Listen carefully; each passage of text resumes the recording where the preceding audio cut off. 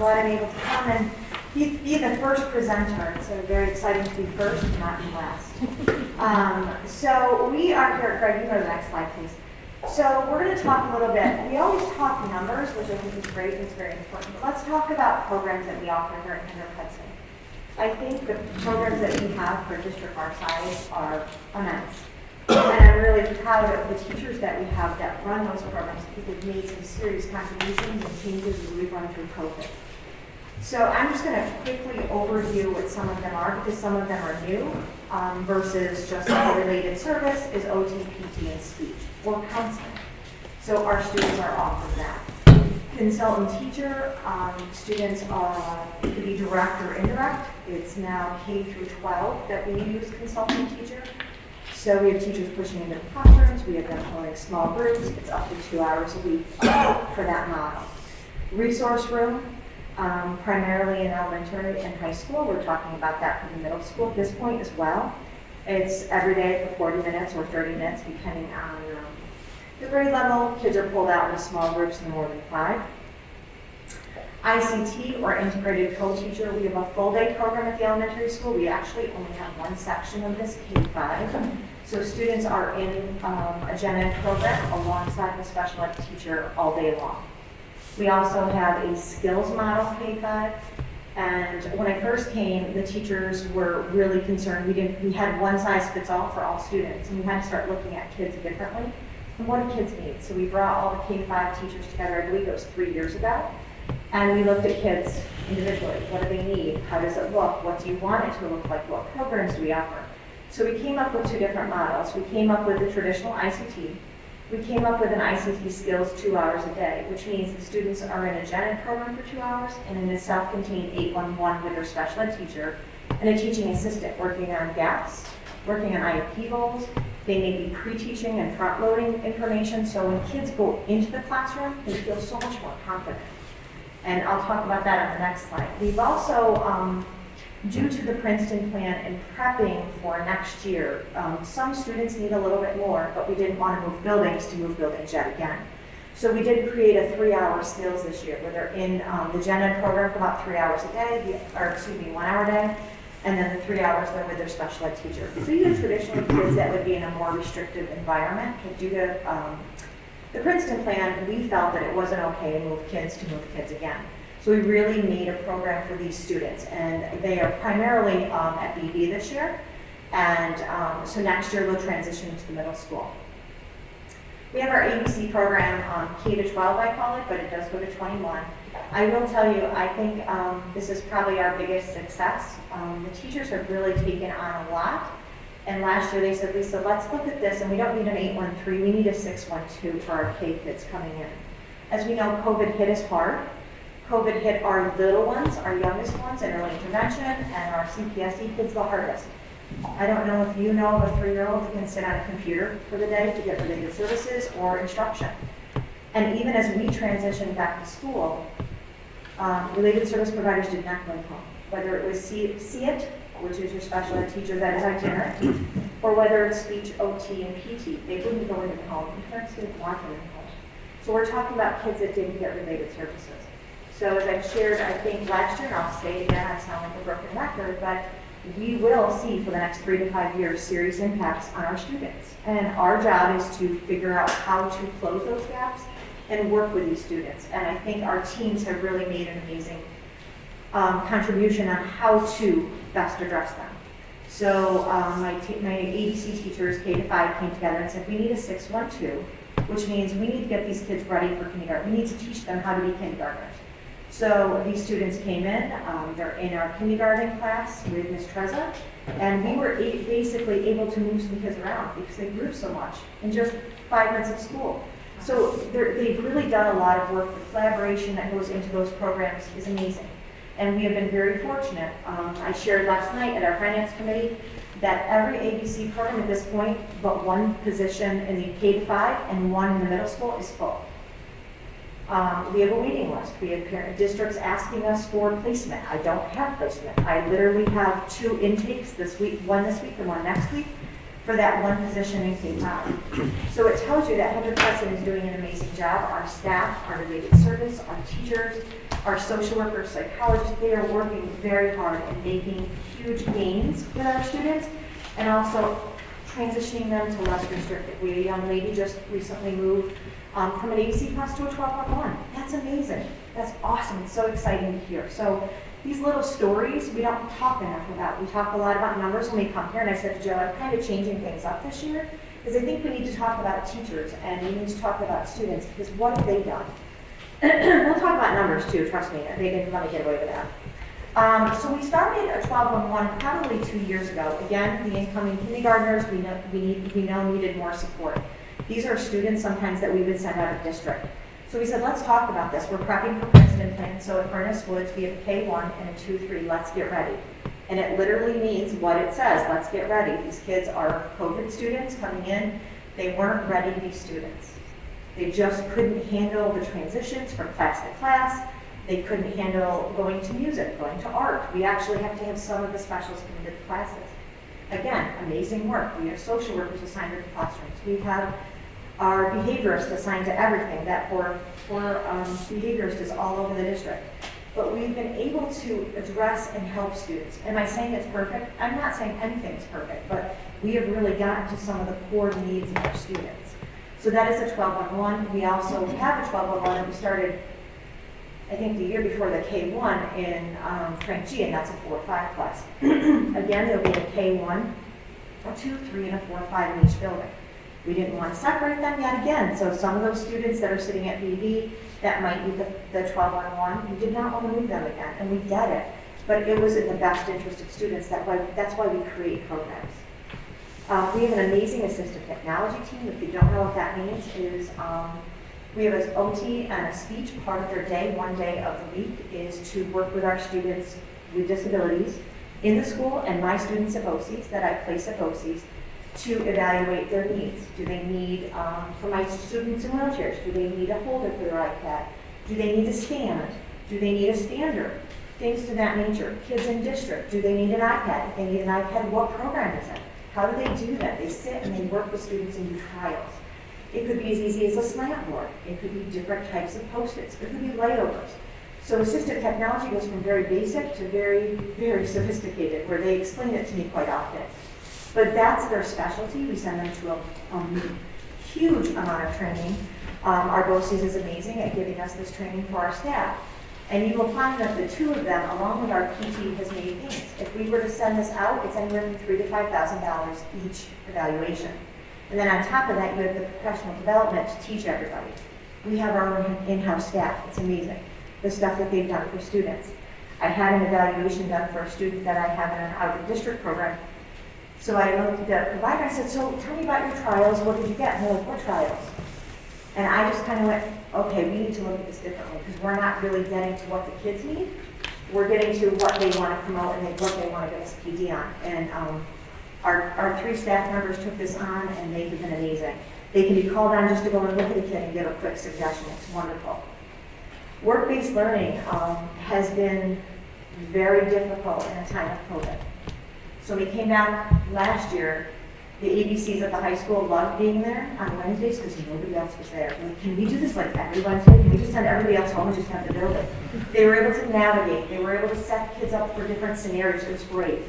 So along with our 2 programs, we have done the Spotlight program. I'm not sure if you've purchased anything, but we have Spotlight where our students is actually a company outside the school. She works with adults with disabilities. They make jewelry and they sell it. So we were able to become part of that. So our staff in the Sailor 2, the older students have been making bracelets. So they did one last spring, it was blue, I believe. At Christmas, they did a red one. So again, these are items they're selling, they're learning different skills. They've created work bins for their classrooms of different scenarios, so when they're ready, they can transition out to the community. So we've had in-house where they've done copying.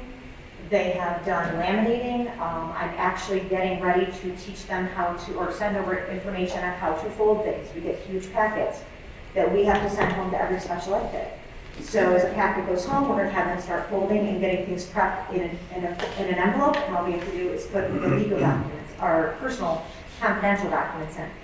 So there's a lot of stuff they do. We have been very, very fortunate with Premier Athletics. Our students are going in and they're actually working at Premier 5 days a week. They're working with in the tennis area, they're sorting balls, they're cleaning, they're organizing, and these kids are doing it on their own. They were taught how to do it, and it's just amazing to see the work. As our younger kids are doing school enterprise with the dog treats, and they're selling those and learning that business, they're also going to Adelino's and working in the pizza area. So a lot of that is happening, and we're getting ready for these guys to go. Our older kids, there's a lot getting ready to graduate. We have 2 graduating this year, followed by a large number over the next 2 years. So we really need to start looking at that class and how do we prep them for that next level education. When they leave us, they're not leaving us with related services and other adults to assist them in the community. OPWDD, and I know I use these terms all the time, it's the Office for People with Developmental Disabilities. They'll come and they'll help us and they'll train, and these students are placed on their skills. So the more skills we can offer students, not just in Sailor, they can be our special ed kids in a regular program, the easier it's going to be for them to be employable. We call that employability. So we're really pushing that this year, and when we get to staffing, because I did ask for a lot of staffing this year, that's a big thing for us, as to how do we get all of our kids ready for school, or excuse me, for post-21. Go ahead, Greg. So I said that, I want to talk a little bit about teachers and what they share with students. So I'm not going to read this to you. I'm just going to overview it, but just talking about collaboration, it's huge, especially as we're planning for this transition. Parents want to know that their staff is going with them, their OT, their PD, and their speech. Can I guarantee that? No. Did I try my best? Absolutely. Does that mean there won't be flaws? No, there's always going to be a flaw. But we did our best in placing people. And just that communication is huge, and that collaboration amongst those teams. Our assistive tech I talked about, the 612, Mrs. Spearman is our art teacher for that class. The way she modifies, differentiates, you would walk in that class and those kids are in seventh heaven doing art. So these are things we want to celebrate. I didn't put this in here, but one of our teachers shared student statements. I love skills because I'm learning what I need to know when I go in that class. I now raise my hand, I'm reading class. I answer questions. These are huge for us. For our kids to feel as if they can go in and be part of the class, and people don't just look at them, they don't look at the teacher for answers. It's just amazing to see the transformation in some of these students. In middle school, we've had many of the students published for poems. We've had a student that was actually published in Discovering Foundation Poetry magazine. Those are great things for our students. High school, we started a supplement class where our students are really working on homework. The problem is we transitioned from middle school, they were probably 6th and 7th graders, and they're now in 9th and 10th grade, and they had homework in COVID, but now they're in high school, and it's bigger, right? They're credit bearing, you have to do your homework. This is a way that we're starting to teach kids some of those executive functioning skills, how to organize, time management, what do you need to do, prioritize. It's really nice to see our co-teachers are trying some different co-teaching models. And just the engagement of the students is different because we are in person, which we all knew. But yes, we wanted to keep some remote options for students, for those but this in person is face to face. We're not on the computer all the time. I don't know about you, but when I sit on a day of doing Google Meets, I'm exhausted.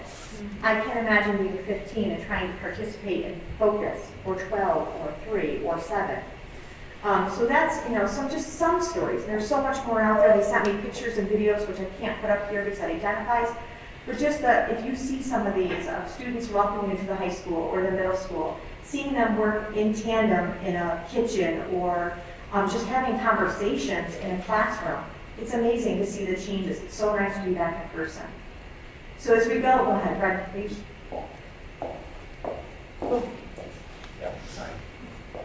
As we go into our district initiatives, it's very different what I'm asking for this year. Because we do have the Let's Get Ready program in place. We've started that, we're building that, we're continuing with that, but that is something we really put into place as a therapeutic piece this year. Our 612 we're going to continue. SAL in the middle school is a new position. That is something, again, talking about the COVID impact. We have some students coming up into 6th grade that right now are the ones that I kind of talked about in different elementary classes that really need some more support. They're not ready for all those transitions. They're not ready for 8 different teachers. So we've really talked about how do we put this together so it doesn't impact the students and they're going to continue that learning model.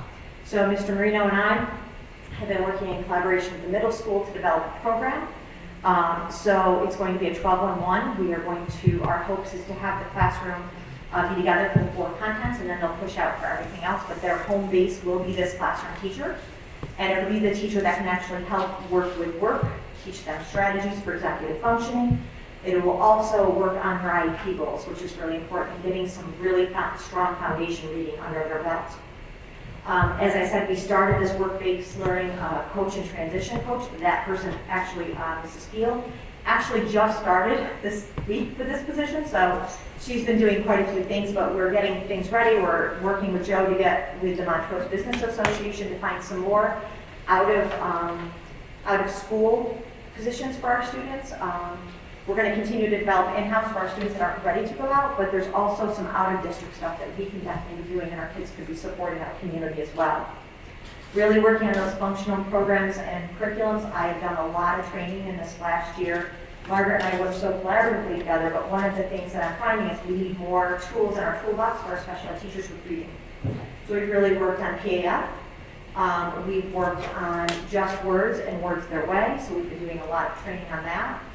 Continuing obviously for Wilson. I don't push LOI because it's proven that it really is not the best thing for special ed students, but some students are successful with that. So we've really been working collaboratively to find that new curriculum in order to ensure our students are still moving as we go through. Again, we're continuing through that COVID model. So it's really interesting because Bill was kind of asking me questions about where were we years ago, and I think I remember coming in our out-of-district SPED students. We had, I think, close to 30 with the first year I came in 17, 18.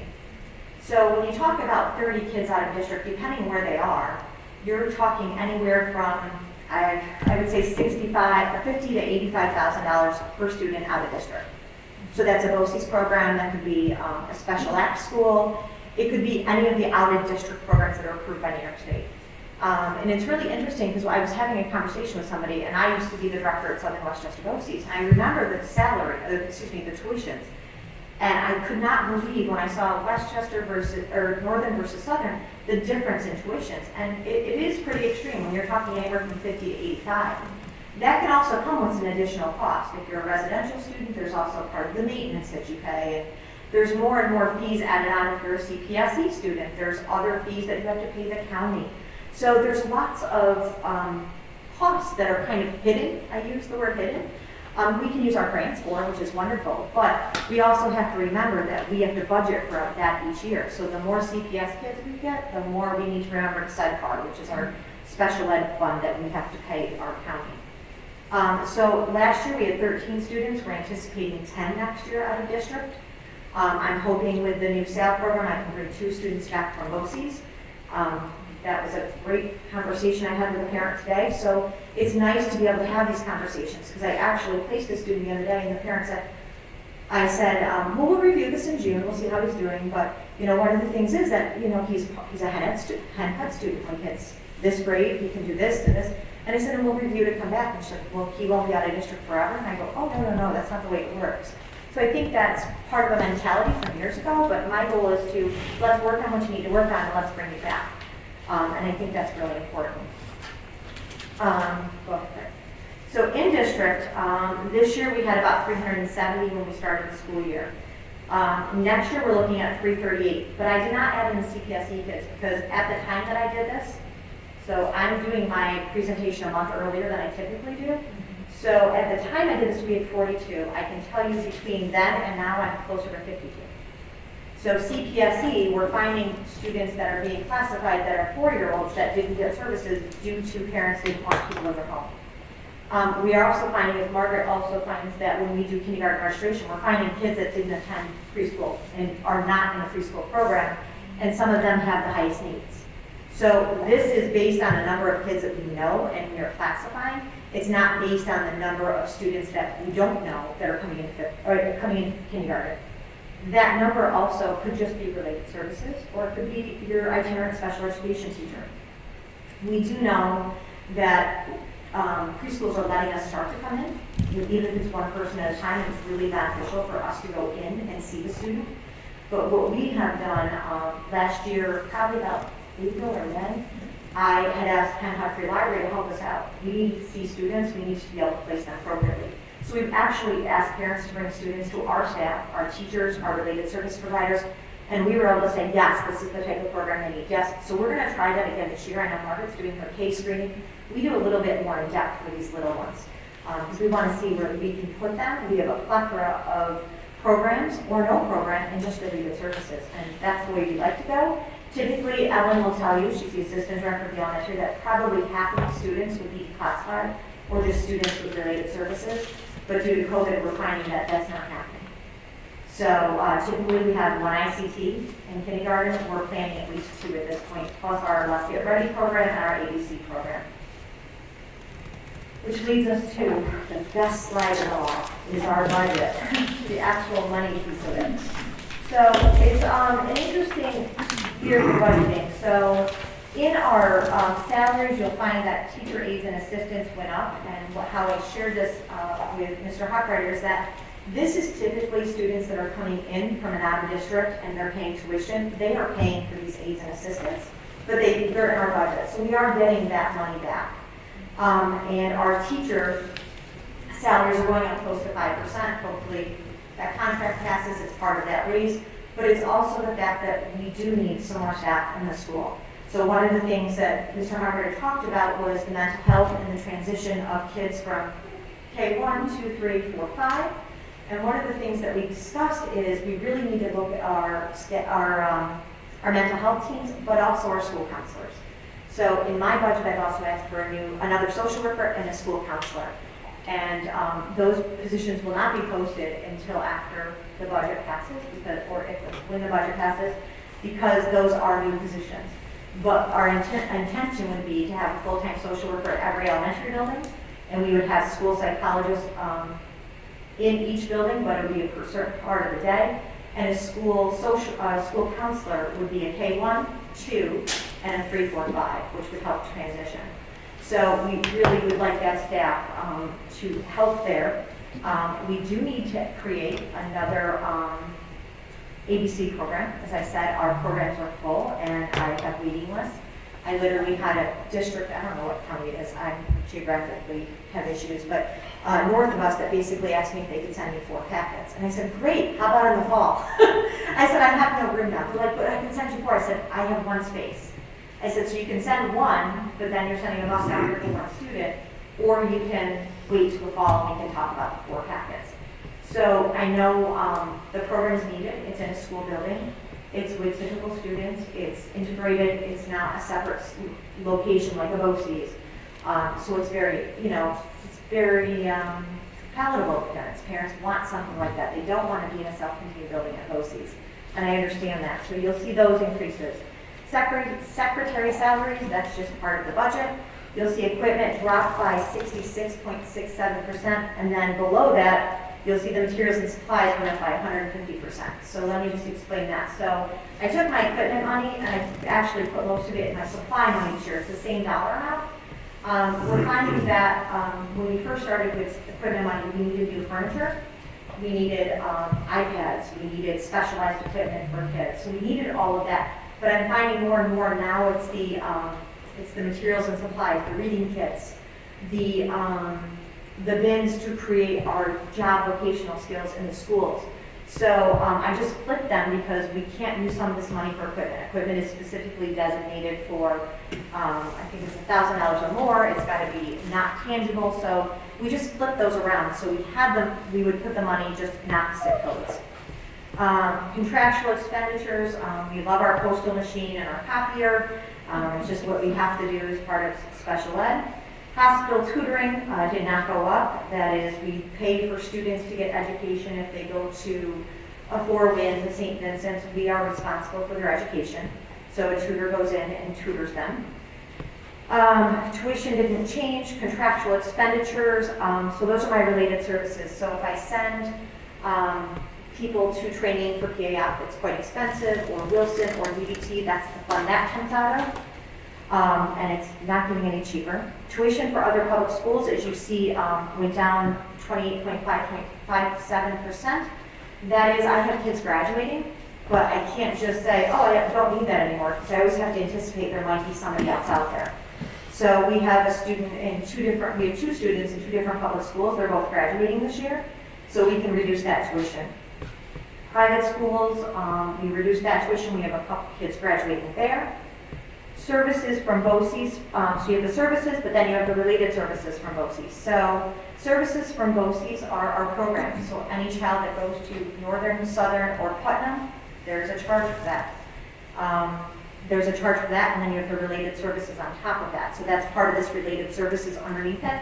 But it's also our very specialized people, teachers who are visually impaired, our hearing impaired teachers, our orientation and mobility teachers, if we have a sign language, if we have a student that needs an interpreter, it would be there. If we need someone to come and do a specific PD, it would come typically from BOCES. If I have to rent an OT or PT because we're short like 2 sessions, I would get them through BOCES. All this is aidable, which is nice, we get aid back on it. So using BOCES is also wonderful because it's a shared service, so you're not always paying that one person's salary. Transportation went up 2%. That again goes back to gas prices or diesel prices, our work-based learning, any community-based instruction, which is a lot for our students with disabilities. We do a lot of community-based for our special classes. And then we're looking at a total of 3.72% increase. Our next page is all of our revenues. So when we talk about revenues, it's interesting because I'll be honest with you, I don't know where this money goes when it comes in, but that's okay. So it goes into a fund, and I'm sure it's used to cover a lot of our budgets. But the IDA is a federal grant we get. Every school district gets it. So it's a 619 and 611. So if you hear say 619, that's for my kids that are 3 to 5 years old. We get a very small portion. We get about $20,000. That typically goes for the CPSE secretary, and another portion goes for SPED, which is that fund that I tell you that we have to pay Westchester for. That's part of that money too. 611 is for our kids that are 5 to 21. This is the highest I've seen it since I've been here. We were over 600,000 this year. I'm estimating, maybe 614 next year. I can't ever estimate. It really is going to depend, but I put an estimate in there. Our staff is what we get back for funding for high-cost students. So our threshold is $65,000. So if a program costs $65,000, we get a certain percentage of that back. So for CPSE, this is the first time I've ever seen that we've gotten staffing for CPSE. It was $52,000 this year. For school age, about $94,000. We usually go anywhere from $94,000 to $100,000 depending on our needs of our students. So if you have a student in out of district and a one-to-one aid and this, and this, you're going to find that you're going to get staff back on that student. We pay someone to do that. It's called Quest ROCs. I just smile and nod my head because the explanation of it is so huge and they dive so deep into everything. It's great that they do it and that's their expertise. I'm estimating next year, I'm not going up a lot, obviously, and it probably is going to be more than I'm estimating, but that's just an estimate. Tuition of ABC, we're looking at $1.3 million this year. That is about an estimate because when I did this again, it was before Hendrick did all of his tuition billing. I think it might be a little bit more, but we'll stick with 1.3. I think that's pretty good. Next year, I'm anticipating 1.59, which I'm sure is going to be higher than that. But again, you want to estimate, you don't want to over predict. ICT tuition. So this is, when I came, Joe and I talked a lot about this. I said, people are asking me, we have small districts around here that don't have ICT. So you have like a Garrison, Canfield Hills, they don't have programs. Their schools are this big, right? So they'll reach out to us and they'll say, do you have this? And I'm like, oh, it sounds like one of our ICT programs or our 1511 programs. So they do pay for tuition to come here. So we have, I think it's 4 students we're up to K to 8 that are either in ICT or special classes at 1511s. So the revenue that we're bringing in just from that right now is $2,270,385,000. And that's the estimate for next year. Again, that's an estimate. I can never guarantee. I can say that we will have a huge growth in ABC, but then all of a sudden it may go dry for a little bit. So All of that is there, but these are estimates. Then we have the IDEA grant. So our 611, 619, this is what I talked about on the prior slide. So you have your CPSE and you have your, and you have your 5 to 21. So your 619 is your small grant. It goes to our salaries, as I talked about, purchase services. That's the services we pay for if a kid needs something outside of school, we purchase that. And then you have your IDA 611. So that's where most of our professional salaries go. So I work with Hendrick, and I will say, here's how much money we have, give me this, this, and this, and I can put these staff in our salary, in our grant. So they used to be that we would put supplies in there, but when Enrique and I talked, I said, you understand we can get aid back on supplies, but if it's in a grant, you can't get aid back. So we kind of switched out. So we do the salaries in here, and then we budget for supplies. Purchase services could be anything from professional development, bringing in an outside company. It could be any trainings teachers want to go to. A BOCE service for this grant was when Margaret and I worked together to bring in a work-based learning person from BOCES. Unfortunately, COVID kind of shut that down, so we haven't used that money, so it rolls over. So if we don't use the funds, they roll over, and they keep it in a rollover account. So if it comes to the fall and I say, oh, how much do I have in my rollover? They'll say X, Y, Z, and I'll say, okay, I'm going to do an FS10A, and then I can spend that money. So this year I had, I think it was $60,000. That's how we were able to get the work-based learning. So we were able to take that coach's position and use that funds towards part of her salary this year. And I think that's it. So I gave you a lot of information. I talked a lot at you, but please feel free to ask questions or not. That's up to you. Thank you, Lisa. That was a very comprehensive budget report with extras. I love the extras. So let me go around the table, see if anybody has any questions. Bill, you want to start? Just wanted to thank you, Lisa. Finance Committee went through this presentation last night already, and very comprehensive. Thank you. Thank you. Lisa, do you have any questions? Just to echo Bill's, thank you very much, Lisa. It's really, it's a lot to take in, It is. to be honest. You know, I think it's important to know soup to nuts. Yeah, no, and it's very helpful to hear all of that and to see the really wonderful work that's been happening with our district. I think that's... I mean, there's always more to do, but I'm really impressed with, even with COVID, how hard our teachers are working. And it really needs, I say it to them all the time, you know, but I think it's important that we continue to say it because it's been a difficult 2 years. Thank you. It'd be nice if some of them were here as well this evening so we could thank them as well. Jen? Questions? Thank you. I think you answered a lot of questions I had. So a few things I wanted to ask your opinion so the additional social worker and counselor, do you envision that do you envision all students having access to that or only, okay. No. Right now, we have one school counselor elementary, and if you haven't met her, you don't know what you're missing. She's phenomenal. She works with all 900 students. And if I ask her, can you tell me about Margaret Roller? Oh, well, let me tell you, and she just rattles it off. This is her 3rd year here. She started, and she was only in a couple buildings when the new mandate came. And then we kicked off second step. Then we kicked off zones of regulation. So she has just taken these and taken them to a new level. So she shares out videos with families. So everybody has access to her, and they will continue to have access. It's part of the law for school counselors. But social workers, anybody has access to them, even right now. And then, so the IDEA grant, so if it is in fact a function of need-based, district need-based, would potentially would our funding go up as state aid increases? That's what we talked about yesterday. So I think that's one of the things that I anticipate happening. That's why I said there's going to be that gray area. So it's based on need, but it's also based on the amount of special ed students you have in your district.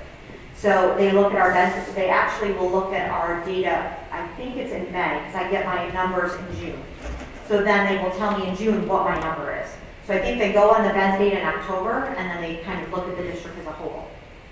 Yeah, It's one of those great things we'll never figure out from the state. Yeah, these funding streams are based on number of students that have IEPs, the significance of their IEPs, and some other demographic data of those students. Okay. The state aid that I think you're thinking about, Jen, is the wealth ratio of the school district, and that's the foundation aid. So that is how wealthy are we as a school district vis-a-vis number of tax-paying entities versus how much revenue we receive versus, especially with Indian Point, the significance of the pilot. So there are two different calculations. Okay. IDEA is calculated actually based on each child. Okay. Foundation aid for New York State purposes is based on wealth ratio, equalization, and property value against number of businesses you have in your community. Wow, so it's really specific then. It is. The one thing that I'll also tell you is that, I talked about the cost per kid if they're out of district. That doesn't include our summer programs. So you also have that on top of your summer programs. So when you think about all the students we have in our district, if we were to have to send them to an out-of-district placement plus the summer program, so, I just want to put that into perspective when we're talking about the needs of our students. And then the ABC tuition, so you're expecting it to go up. Yes. Are you expecting to get more children from out of district and expanding our existing programs, or? So right now, we did not slate for a 2-3 class for ABC at UB because we didn't need it yet. We had another year of growth. So when we sat, I sit monthly with each level of, so this sounds interesting. So if you're going to be a 4 or 5 teacher, I sit with you. Okay, what do you need? What are the needs for next year? What am I missing? And it's their time to ask me questions and say, we're going to need this. Oh, and there's something else that we want to talk about. Or we say, okay, we don't have anything, we go. So I meet with ABC more frequently because that's where you find the biggest shift based on growth of the kids each month. So when we met just recently, I think it was one day last week, we talked and we actually said, yeah, we need, because we have an idea of about 4 incoming and I have 2 open spots next year. So we're seeing more kids coming to us that are ours, but I have districts that are asking for placements. And if I can, the process of accepting a child for tuition is significant in its own way. They do a visit, the child comes, someone from their home school, sometimes parents, they meet with Lisa, they meet with the teacher, they meet with, sometimes interact with other children. So it's not just it's not just an open door policy. There are criteria that need to be met. So it's actually, I put this in place because at one time they were getting kids that really weren't appropriate, right? And we couldn't keep them in the program. So we do an intake process where I meet with the team. I write the OT, PT, speech, behavior, psychologist, social worker, my assistant director, the principal, if there's a principal that participates. We all meet and we say, okay, this is the kid on paper. I believe paper, it's great. I don't really believe in it until I meet the kid. I want to see what the student can do, what the student's behaviors are, the reactions to stimuli, the reaction to other students in the classroom. So it's pretty in-depth, and then from there, I will reach out to the district. I'm good to go. Would you like me to reach out to the family? Yes. I then set up a virtual intake of the family. We ask the student to be on camera too. We do some kind of like, we can do some academics, we can do some, just really having a conversation with the students, see what they can do. And if we feel that student's appropriate, we talk to families, we let them know. We will bring the student in, not the families at this point. The student in for like an hour trial. I have a student coming in a couple weeks for a 3-hour trial. So it's really intense. Then we get back together and we say, okay, is this acceptable? What do we need to keep the student in our program? Can we program the student? So it's it doesn't just happen overnight. So it usually takes, and when they ask me about it, I said, I'm following a process, and it doesn't matter. I follow the process for every student. Even if they look great on paper and they can fit, we still follow the process because the process will always lead us in the right direction. One last thing, is there anything that's not working, that programs that aren't as successful as you hoped, or anything additional that we should be looking into that we're not? We're really spending a lot of time right now. So we've spent a lot of money on PD for developing IEPs that are strong. So in special ed, you get an indicator every year. So the state calls you, not really, they send you a thing and they have years listed of all the indicators. So this year, we have indicator 13, which is our transition indicator. So when we sit and we look at that, teachers learned what it was 6 years ago. Well, guess what? It's changed. So we have to begin to evolve with time. So we've been doing a lot of PD on transitions. We've been doing PD on writing stronger IEP goals, collecting data. And it's not that it's not going well. We always can improve no matter what we do. Anybody can improve. I can improve every day. But I think the one thing that's important is that everybody's willing to do it. You know, and I don't think there's anybody that says, no, I won't do that. And I think that's the mindset we need, is how do we help kids get better and how do we help ourselves get better. So if Joe Schmo from the high school calls me and says, Lisa, we need this PD, I'm like, okay, let's make it work. So I don't ever have anybody saying, no, we don't want that, no, we're not doing that. And I think that's the positive. But we can always get better. We have areas to work on. Transition right now is a huge one for us. But we'll get there. Thank you. No, thank you very much. Just one question. So if you're looking at over 50 kids coming in from the CPSE, that seems like a lot. How do we compare to other districts if we're going to have half, a third of our students? So you have to look at the needs of them, right? So I may have of the 50, 10 of them need a program, but 40 of them need related services. Of the 40, the 30 over here needs speech, this 5 needs speech and OT, and this one needs all 3 related services. So I'm not saying I cannot compare myself to like an Elmsford. I could probably call Ossining, I could probably call Lakeland, but it's not uncommon right now in COVID. This has been the last 2 years. I think, Joe, when we talked 2 years ago, because I kept calling him when I'm home, I'm like, I'm going to warn you, I got to warn you, Joe, I'm telling you right now. And it was the anxiety of me, because we were usually bringing in about 20 to 30 kids, and now we're up more. But I think you're also finding that parents are now going to start accepting services because they can either go to people or people can come to them. So I don't think it's a large number, because you have to then look and see what programs they're going into. If we had 50 kids coming into a self-contained class or an ICT class, I'd be saying, yeah, let's be worried. But I'm not worried, because Ellen is amazing. If you haven't met Ellen, she's been with me since I started. It's been phenomenal. And she has been doing CPS for years. And she can say, no, these 3 kids are just going to have this and this. And she goes, we're just going to be building level here. So if Ellen said to me, Lisa, we should be worried and we should have, be prepared for 3 ICTs and 3 special classes, I'd be worried. But I think we're going to be fine. I think our new thing is, the process of a protocol is, let's get the kids in, let's see what they can do. And if we have to reevaluate to see if they really still need speech, OT, or PT, then let's do that. But we don't want to just say, sorry, there's no services when you come in, because we don't know enough about them, and nor do the providers. So I'm not worried yet. I always put yet at the end of that one. But if there was a big concern, Alan would definitely it would be on my radar.